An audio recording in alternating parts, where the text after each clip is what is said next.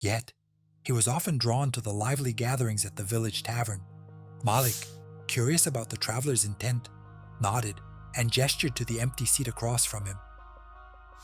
Malik was a young man admired for his intellect and charm. One evening, as the sun dipped below the horizon, the traveler settled down and began. His presence was commanding.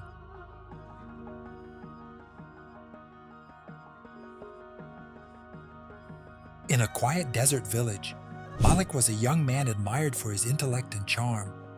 Yet, he was often drawn to the lively gatherings at the village tavern, where laughter echoed and wine flowed freely. It was a place of escape for many, and Malik often found himself among them, indulging in the pleasures of the moment. One evening, as the sun dipped below the horizon, Malik sat at his usual table. He swirled a cup of wine in his hand, its aroma filling the air. Just as he was about to take a sip, an elderly traveler entered the tavern. He wore a weathered cloak and carried a staff. His presence was commanding, and his eyes gleamed with wisdom.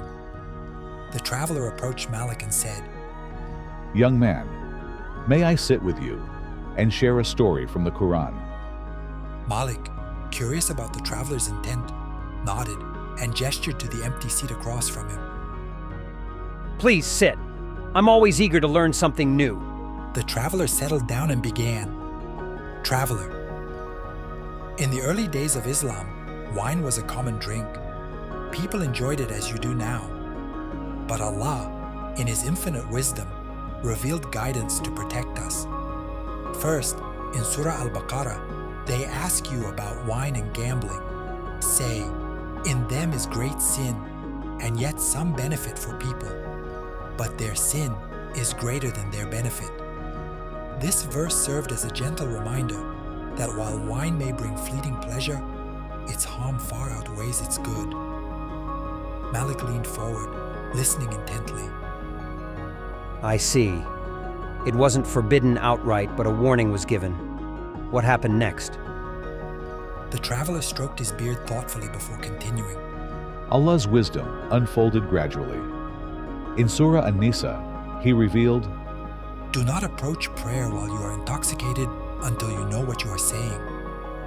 This emphasized the importance of clarity in worship, teaching believers to avoid wine when praying. And finally, in Surah Al-Ma'idah, the prohibition was made clear. O you who have believed indeed intoxicants, gambling, sacrificing on stone altars to other than Allah, and divining arrows are but defilement from the work of Satan, so avoid it that you may be successful. With these words, wine was forbidden entirely, for it clouds judgment, sows discord, and turns hearts away from the remembrance of Allah. Malik stared at his cup, the words of the traveler resonating deeply. After a moment of silence, he pushed the cup aside and said, Thank you for sharing this wisdom.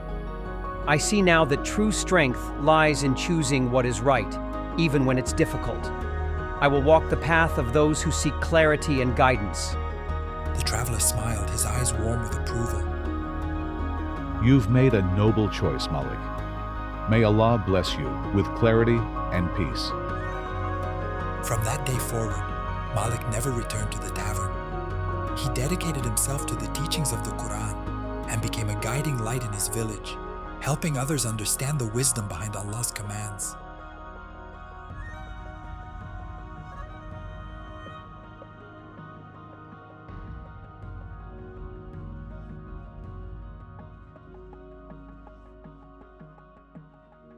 Don't forget to like, share, and subscribe to Quranic Journey to Islam for more videos like this.